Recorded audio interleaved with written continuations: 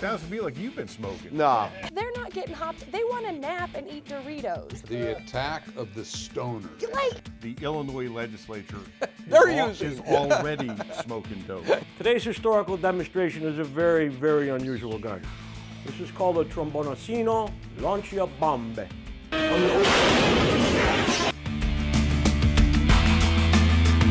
Thanks for tuning in to Fired Up. I'm your host for the show, Bob Irwin, coming to you from the gun store in Las Vegas, Nevada. First, I'd like to welcome our new viewers on KOTR Channel 11, which is on from San Jose down to San Luis Obispo on the California coast. Glad you're with us now, and then you can watch our show. On this edition, the panel is going to discuss two states that have come up with some novel ways to reduce crime or gun ownership. You'll see what I mean when we get there. And a third story about a drive-by shooting in San Antonio, Texas, where an individual decided to return fire against a drive-by shooter. We're going to talk first. I always tell listeners that this is from me, from my I couldn't possibly make this up segments. There's an actual law now in the State House in Illinois that requires those with medical marijuana cards, which they have recently in Illinois, to turn in their guns or turn in their medical marijuana card. Couple that with plans they also have in the works to have recreational marijuana, and you have the most bizarre set of laws.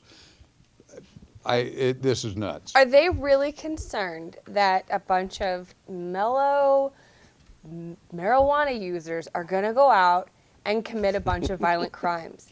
These are like legally obtained, no criminal intent. They just, for medical reasons or whatever, want to feel better, or it helps soothe them. It's not meth. They're not getting hopped. They want to nap and eat Doritos. These people are not going to go out and go on crime sprees. They're going to binge watch Hulu and stay in bed. The attack of the stoner. Like what kind of weird zombie movie do they actually think is going to happen out of this? This is so ridiculous. Now, I will admit, I have seen people use marijuana. Not one of them has attacked me with a firearm. Even the dumbest politician in the world could not think that trading drugs for guns is a good way to reduce violent crime. I mean, I would watch that movie though. Yeah, I really would. So, most of the marijuana users I met in my 20-year career as a police officer, they're mellow and a little slow, and I don't think that they're gonna. It sounds to me like you've been smoking. No, not at all. But I don't know.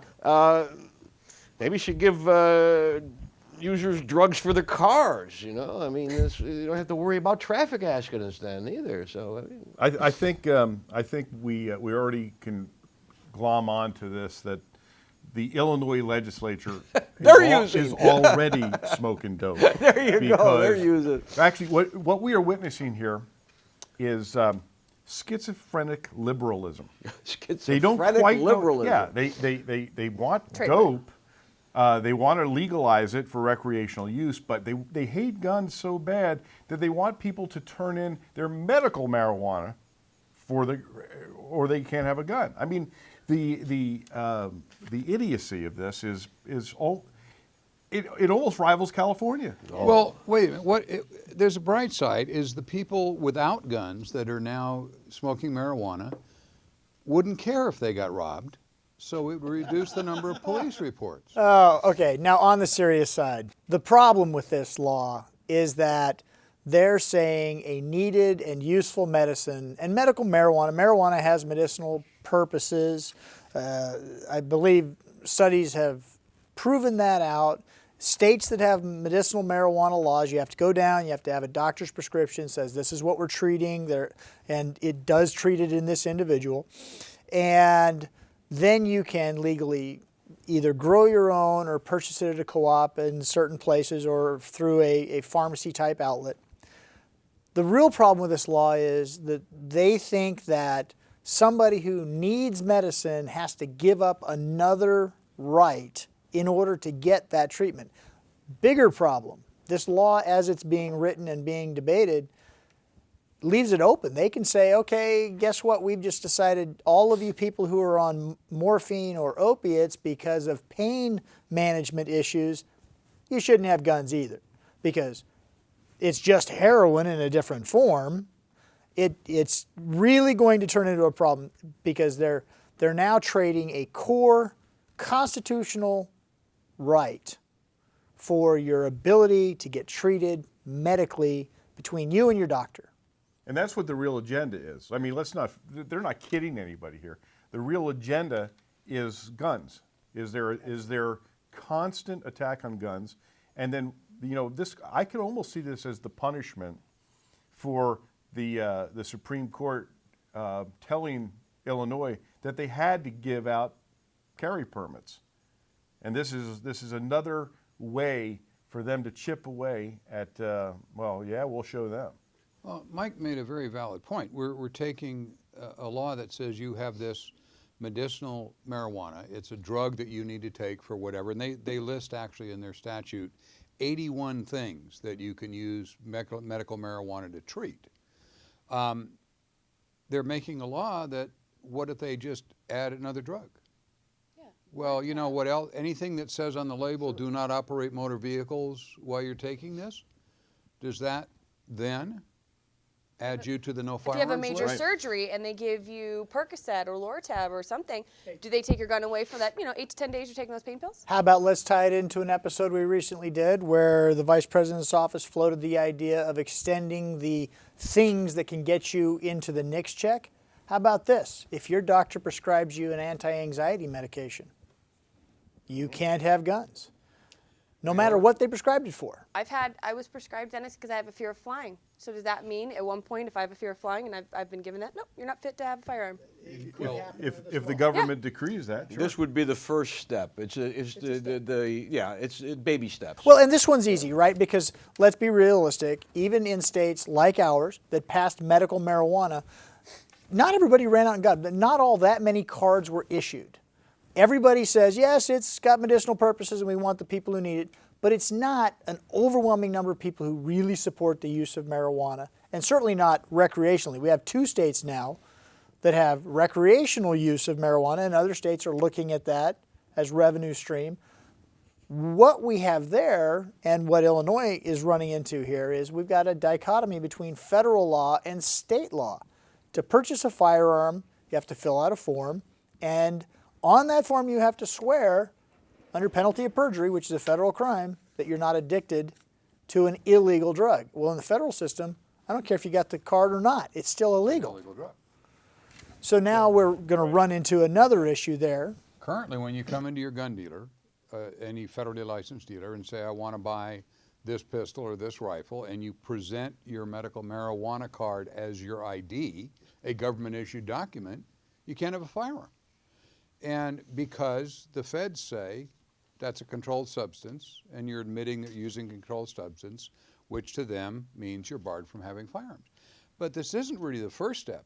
This is the second step. The first step was veterans going in for treatment with PTSD, who are immediately getting their firearms taken away for a diagnosis that may include nothing but, you need to go to this counselor and have 10 sessions.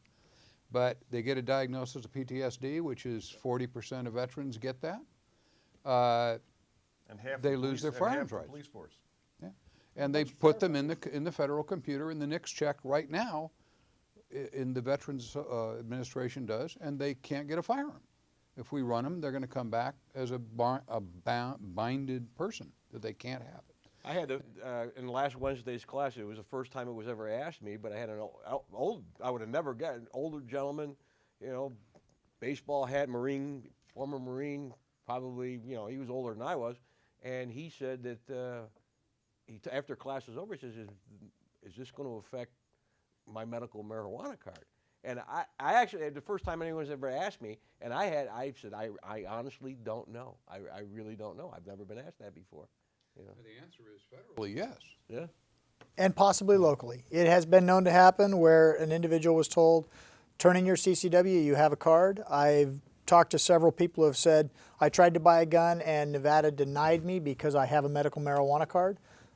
It's an issue that's out there that everybody needs to be aware of, that the law doesn't treat medical marijuana the same as other drugs, but laws like this could wrap more drugs into it.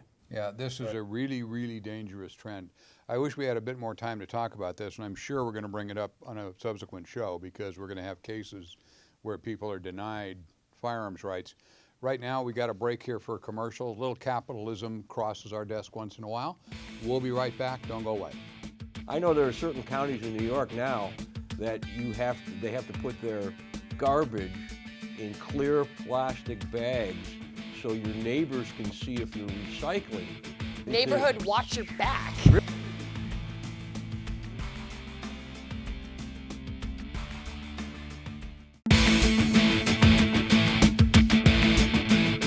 And we are back here on Fired Up. The second state involved in this this week's show, 2 years ago, the state of New York set up a tip line to reduce illegal firearms by having a program through the state that you could call the state police and tell them that somebody was violating a gun law. Since we have the SAFE Act now, that's gotten worse. But the idea was you could turn in your ex-spouse or whoever you were mad at by calling the state police and saying so-and-so has a gun. And if you did that, you get paid $500 in cash. Pretty good. Wow. Well, since the SAFE Act has already made untold thousands of New Yorkers illegal, violent felons now because they're stashing their high-capacity magazine, you would think that people would be lining up to get the $500. I know there are certain counties in New York now that they have to put their garbage in clear plastic bags so your neighbors can see if you're recycling. And they have a tip line to call the recycle magazine. God. No, really. And they have that already. So I can see how this is just another tip line, another snitch line. Neighborhood, watch your back. Really? Yeah. I like that. Very good. Oh my God. But no, it's getting kind of scary. But I guess it's not working out too well. Well, I mean, it's not like people don't want to reduce crime. Everybody wants to reduce crime, of course. But they've made these draconian laws now, and they want people they want their neighbors to be paranoid of their neighbors. So you enact a law like this, and at the same time, having worked in government, I know how this works. That you dream up some half-concocted idea that sounds good on paper and gives a politician a jumping off point to do the stump, and you get little kudos for it. And this is an ineffective law. God knows how much money it's cost to even implement this thing and to advertise it, and it's absurd. Well, and unless New York instituted a witness protection program, think about it. Hey, the guy who lives next to me who doesn't care enough about your laws to turn in his illegally owned firearm, you're going to have to testify against him for $500. And what if he doesn't get convicted and put away for a real long time? He knows who dimed him off, and he didn't care about the law to begin with.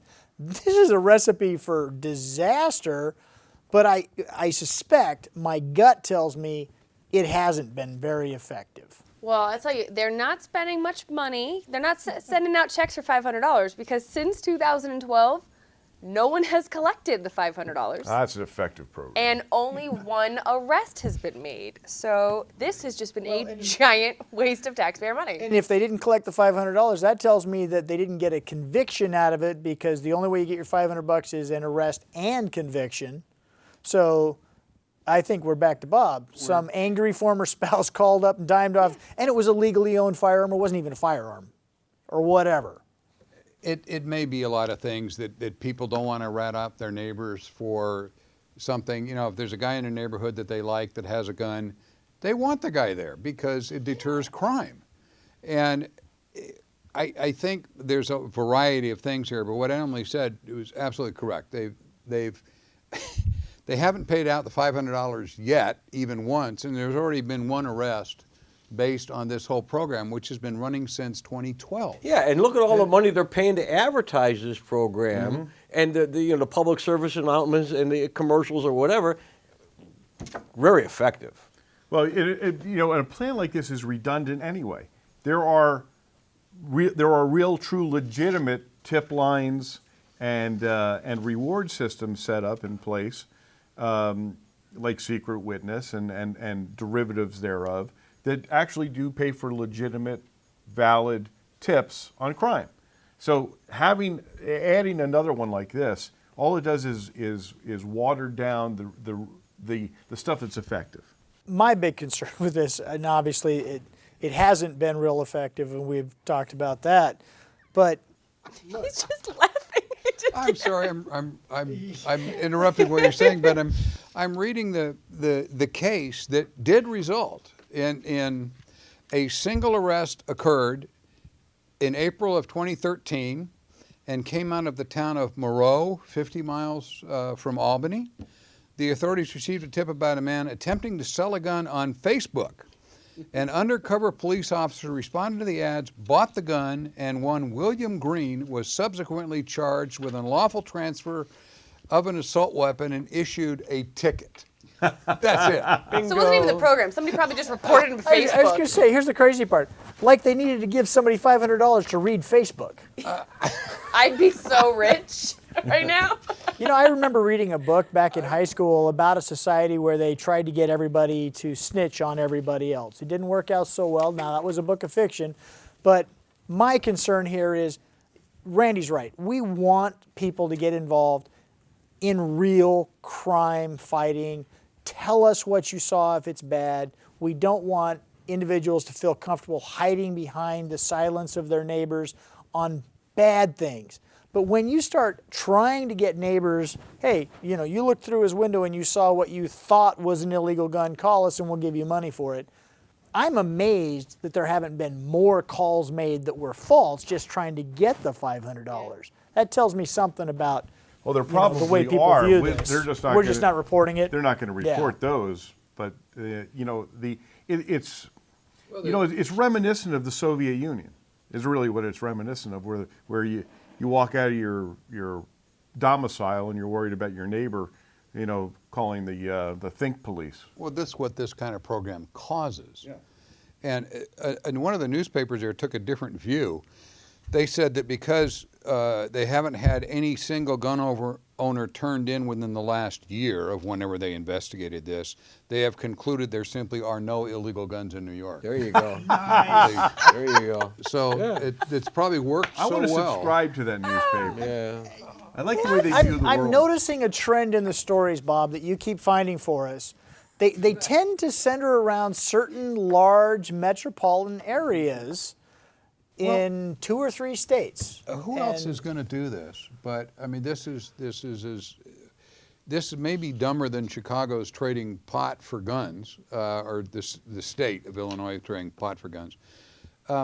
You're not going to put out information that you turn in your neighbors or turn in your friends or call on your ex-husband or ex-wife.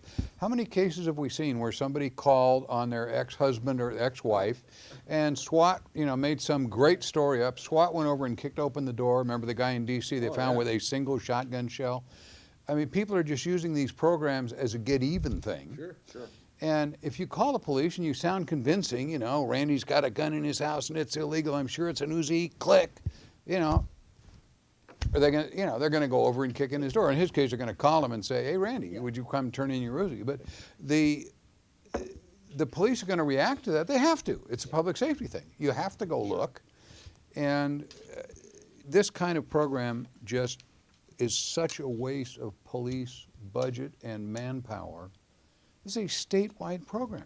Yeah, no. This was nothing but a politically inspired boondoggle And So we vote no on neighborhood watch your back and no on derringers for doobies. Is that what we're saying? Derringers for We're gonna doobies. go ahead and say, just the panel voted no. We're against both of them. I knew you were thinking about something. there. Yeah, nice one. I like that. Be here all night. This is just, Randy's right. It's feel good. Maybe they get a little bit of compliance. They take a few guns off the street over the life of it. I'm hopeful that the SAFE Act itself gets slaughtered in the Supreme Court and that this, as a portion of it, just goes away, because this kind of thing leads to more bad stuff. Orwellian is the word that comes to mind. Yes. We're going to leave that one here, do a couple commercials. We'll be right back. Don't go away. Hi, my name is Nicole, and I'm Director of VIP Guest Services here at the Gun Store. Today I'm going to be your tour guide and take you on a behind-the-scenes look of all the things that nobody gets to see here at the Gun Store.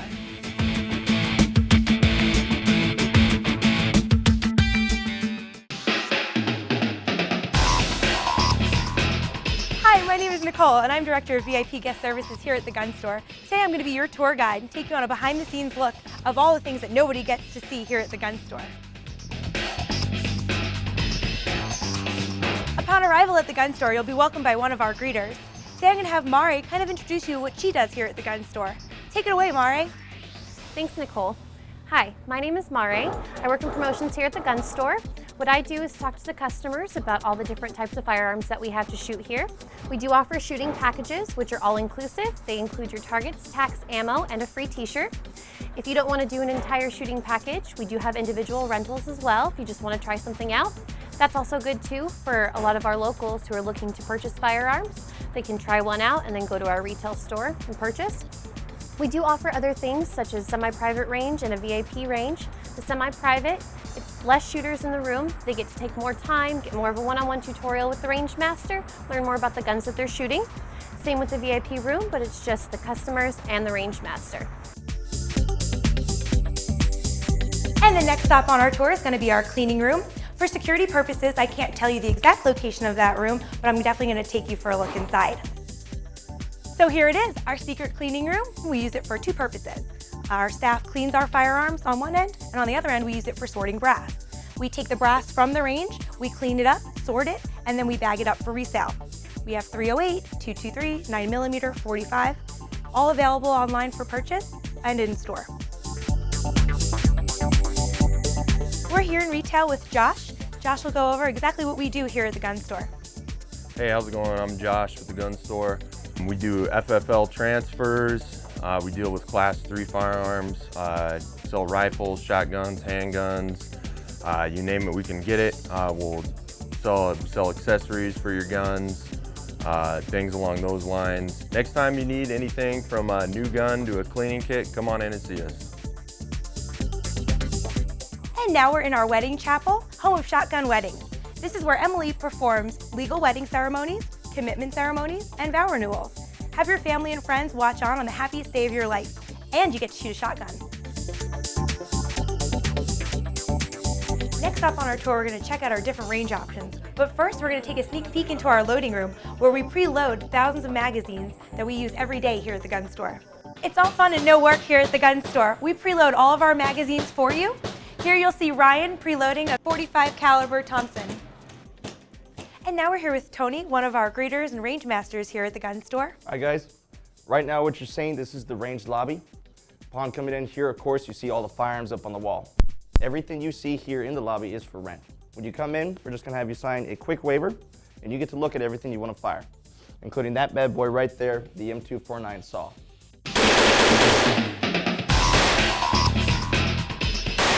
VIP ranges are available for booking, whether you're celebrating a birthday, an anniversary, a bachelorette party, or a corporate event.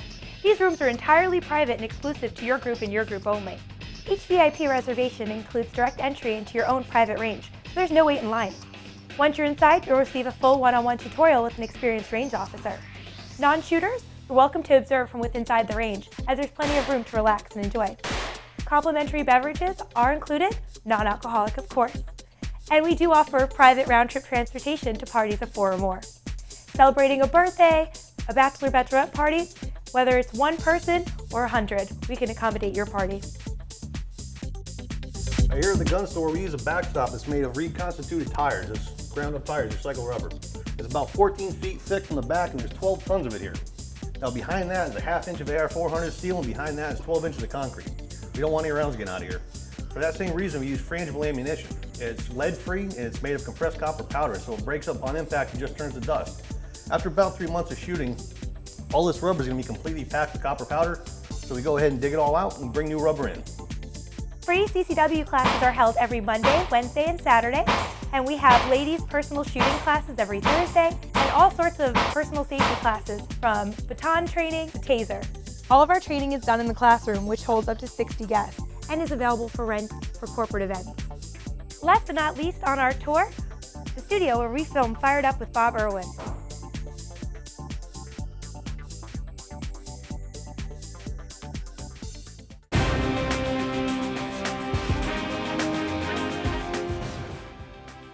Hi, this is Tony with the Gun Store in Las Vegas. Thanks for watching Fired Up with Bob. Today's historical demonstration is a very, very unusual gun. This is called a Tromboncino Lancia Bombe, Model 28. The Italians in 1928 wanted to have a grenade launcher that was used in a squad type situation. And of course nowadays we have what we call the 203. The 203 grenade launcher mounts on the bottom of an M16, and you had your rifle and your grenade. This is a mock-up type thing. This is a 37 millimeter. This is not the true 40 millimeter. And on this side you would push the button and it would slide the barrel forward. You'd put the grenade in, you'd close it. Over here you would cock it and you would fire the grenade. It was a very innovative design that an infantryman could lay down suppressive fire with grenades. And it's still in use today and adapted from or to an M16. The Italians, way back in 1928, they had the same concept, and they came up with this. This is a very innovative design, however, it was not very successful. It was only in production from 1928 to 1934. What they did is they took an Italian Troop Special short Carcano rifle and they adapted it to mount this large grenade launcher on the side. They actually had sights over here that would line up to the side to shoot the grenade. Okay, this is the sight for the rifle in the center, and then you would hold your face off to the side. This is the rear sight for the grenade launcher, and they put a rear sight off to the side here for the grenade launcher. They also changed the markings for the grenade launcher and put it on the side of the rear sight. So it was really unique that they had to build all of these different pieces and combine them into the standard Troop Special Carcano rifle. Now the way this thing worked is that you would take the bolt would actually come out of the rifle, and you would put the same bolt into the grenade launcher, and of course through a linkage system you would pull the same trigger and it would fire. You can then take the bolt back out of the grenade launcher and place it back into the rifle and continue on. So it was a very innovative design. They had a fragmentation type grenade. It was like a stun fragmentation, it had a fragmentation coil in it, and it would put that in here. This would hold the grenade into the tube. The grenade wasn't very effective. It was so small in diameter, and it was a very slow explosive charge. But all it did was really keep the opponent's heads down. Very heavy gun. Another strange thing about this gun is that it didn't use blanks to launch. It used regular Carcano ammunition. Now this is a dummy, there is no primer in it, but what inside here is what they call a combustion chamber. And the bullet, when you fired it, the bullet would leave the cartridge case, and this heavy steel combustion chamber in here had vent holes in it. And the venting of the gas from the cartridge would launch the grenade. So when you took the bolt out, the cartridge case would come out and the intact bullet would also fall out. Now I have never shot that. The theory sounds good and apparently it worked, but I'm kind of scared to even think, because the ammunition now maybe is not the same as the ammunition back then. So I'm not going to shoot it, because there's only 17 of these known to exist in the United States. In 1959, they were brought into the country, and I did a lot of research on it, and I have the 17 serial numbers of the guns that were brought in by the importers. So it's very, very rare, and it's very unique. The grenade ammunition for it is unobtainable. In fact, it took me over a year to find research on the actual grenade that was used. There were two types. One was a training type grenade, and the other one was a high explosive round. And I ended up finding out about the grenade with the picture of it through a museum in England that I had contacted a friend of mine in Italy, who actually did a lot of translation for me on the paperwork I did find for it. But it was kind of unique. You would just put the round in here and just close the bolt on the grenade launcher, and again, fire it, and then when you finished, it would just fall out. So it was a very unique design.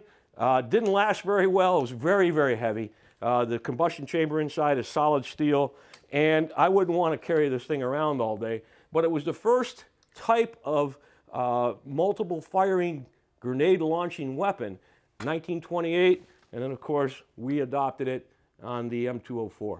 So again, very rare, very unique, and very expensive.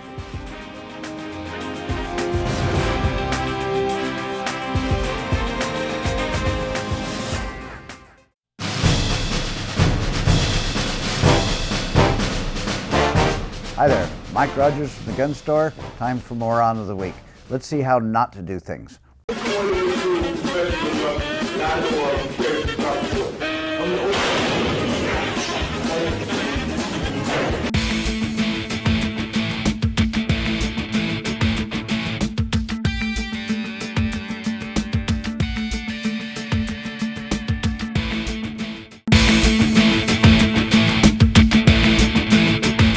Exceptions, federal regulations do not require the registration of firearms unless they fall under the National Firearms Act, which is typically fully automatic firearms, short-barreled rifles, suppressed firearms, and other weapons.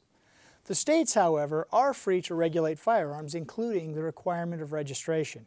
Some states go so far as to require that a potential purchaser obtain something called a Firearms Owner's Identification Card.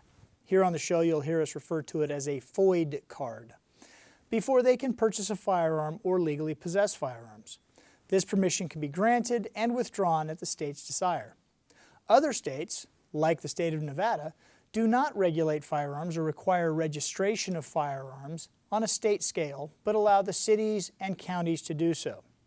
Where I reside, handguns must be registered, but not rifles and shotguns. The important aspect of this is for you to understand that if you live in a jurisdiction where registration of a firearm is required, you must comply with those laws or you become subject to possible criminal penalties. It may be a misdemeanor or it may be a felony.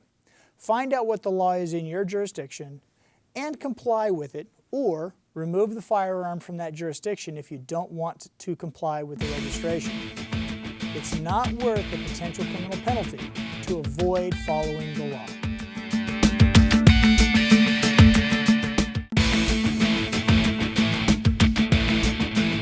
And we are back on Fired Up. We have one other case here we want to discuss tonight that's currently an active case in the system. This happened very recently, a few days ago actually, from the time we're taping this, in San Antonio, Texas. A man heard gunfire outside his house late at night. It was a little after 11 p.m. Residential area. He took his handgun, don't know what type, but he took his pistol and went out to see what was going on, where there were shots being fired near his house. What could possibly go wrong? So he hears the shots, and he goes outside, and he sees a car with what he perceives to be shots coming from the car. He sees muzzle flashes, and he returns fire. And he's a pretty good shot, because out of the three people that are in the car, he winds up hitting all three of them. It's in Texas, you know? So damn good shooting. Apparently they were firing up in the air when they were driving the car, but you know, like a muzzle flash is a muzzle flash. You couldn't tell if it was firing up in the air or at you. The guys crashed the car into another house, and they all went to the hospital, but 9 life-threatening ones. They're all going to be okay. But I bet they don't fire up in the air anymore from their car. Well, in reality, they crashed when they were all 3 hit. You know, one was fairly serious, the other 2 were minor ones. And whoever was driving lost control. They went through a fence and cracked their car into somebody's house that was down the block there. The police responded all over the place because everybody now heard all this gunfire. And the 3 dummies in the car were all arrested. One actually ran and he was arrested when he showed up at the hospital. The other 2 were arrested at the scene. And guess who else got arrested? The homeowner. Yep. For shooting back at somebody he perceives is shooting at his house in the middle of the night. And again, this is in Texas. This doesn't make sense now. No. What could they be charged with in the car? I mean, for just firing their guns in the air, that's got to be endangerment of some kind. They could be charged with discharging a firearm I'll bet in an illegal place from a they moved were vehicle. charged with a misdemeanor, Probably. and he was charged with a felony. He's been charged with three counts of aggravated battery. I'm surprised they didn't charge him with attempted murder, and 1 count of some misuse of a firearm or something. I don't know whether that's a misdemeanor or felony. How is that a defense? No, we were just shooting them up in the air. They're going to come down. They're going to hit something. I can see a whole lot of defenses that could be had in this particular case. There's going to be some other issues. Has he done anything similar before? The neighbors say, oh, that guy comes out and he shoots his gun off in the air, or he threatens to kill people. Lots of things go into it, but on its face, and again, this happened on the 5th, so the real just happened. No one knows for sure. They may release this guy after they do the investigation and find the 3 individuals in the car had long, extensive criminal records, were wanted in a homicide. The guns came back to a homicide or something like that. But we need to be aware that there are places, and I know Bob has done this at New Year's every year. You tell people, don't shoot up in the air. If you're going to fire your gun for celebration, do it with blanks or something along those lines. But every year we have those warnings around certain holidays. Don't shoot up in the air. What goes up comes down. And so the individuals may have had a colorable argument that they weren't doing anything so far out of the norm in this neighborhood. No, what they did was felony stupid. Yes. That's what, if they were just shooting the streetlights. But really none of that it really matters. To me, I consider what his perception was at the time of the shooting. In a low light situation, is it reasonable to think that when someone is shooting outside of your house and you're watching the muzzle flashes, does a reasonable person think that, hey, they're shooting in my house? Yeah, right. 11 p.m. And to defend your house and to defend yourself, to me, seems like a no-brainer, unless there's more to this story. There's almost certainly going to be more to this. Perhaps the entry wounds are from the back. Perhaps they were driving away and he was shooting a high-powered rifle down the street. We don't know these things. There are ways that it could be bad. His first mistake. Now, I will grant that it is reasonable, you hear shots, to want to go out and see what it is and solve the problem. In the house. Do not take yourself to the problem if you have another option, which is take cover and call 911. Somebody's driving down my street shooting the neighborhood up. Okay, that's his first error. Everything after that's compounded. Yeah, but you know what? The first thing the 911 operator is going to ask, what does the car look like? I can't tell you they're shooting at me. But there's a right answer. Right, but it's a natural thing to do. You're gonna. I could see him walking outside and just look. I mean, you hear noise. I look out the window, look outside, go open the door. I've done it. Oh, absolutely. You hear some things. I think those were shots. Let me go look. Right. Could be firecrackers. I mean, Michael, you said one thing I disagree with, which is rare. Okay. You said his first mistake. That was his only mistake. I don't think it was a mistake. That he shouldn't have gone outside. But once he's out there and he sees the car and he sees the gun flashes and it's right in front of his house, you got 2 choices: duck and run, or return fire. Hindsight's always 20/20, and now that he's faced with this, we can view it as a mistake, considering this is how it all played out. Well, because we know what the ending was. But if it was if it was, as he perceived, a drive-by shooting, and it may have been. I don't know, how long they took to search the house for bullet marks and so forth and so on. For all we know, they could have actually aimed one toward the house. We don't know where the rounds all hit. The police accepted that they were shooting up into the air because that was their story. And it may well be, but from his perspective, this is that made a decision to prosecute this. Because there's levels. I mean, this isn't a patrol officer making a decision. Remember, this is going to an attorney. No, it's not. Really? Well, ask yourself the following questions. Was he arrested by an attorney? No, he was arrested by the police. The police then chose to forward a request for prosecution. And for all we know, the charges that are being reported are not actually charged yet. They're what the officer arrested him for, and the news report is saying he's being charged. I have clients that sit for more than 48 hours, and this story, as we're doing this, is 48 hours old. Yeah, this is a very... He very likely is sitting in a holding cell right now, waiting for his first appearance for a judge to say, I find probable cause for these charges. And Texas, like a lot of states, is really good at sending things to the grand jury when it's a close call. We may next week read he's been released pending further investigation, and the news reports were based off a police report, not a charging document. I think this requires further investigation. I agree. And reporting back to our viewers. Well, we'll get after this when it happens. Unfortunately, if they just drop the charges against him, it probably won't make the media. But I should be able to get something out of the police department that will say that. I'm a trained investigator. Anyway, I just feel sorry for this guy. I think he's an extremely brave individual to go out in front of his house and try and protect what he perceives as his whole neighborhood. Right. And he ends up in handcuffs. I cannot see this at all on the part of the police officers at the scene. That's why I don't think this was made at PO level. There may be something else going on here. That's the problem we have with very recent cases. Well, always we can take an opportunity to learn something from this. Don't fire guns out of your car window while you're driving down a street at 11 o'clock at night or any time during the day. It could be dangerous. It could be dangerous. And also, you also have an opportunity to call 911 and have the professionals deal with it. Although this guy was probably a better shot than anybody else that responded. Well, but you're right, because let's just change one little scenario. He's not in his house and goes out to investigate. He's standing on the front yard holding his dog on a leash, and the car goes by and he hears boom, boom, looks up, sees flash, draws his legally possessed firearm and starts firing back. Would that change the scenario? If he had been on the front lawn. Actually, I believe it would, only because he wouldn't have taken himself to the fight. Then he could have a cognizable argument.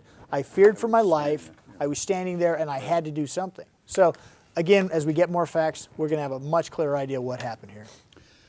Unfortunately for us, that's the amount of time we have for this show.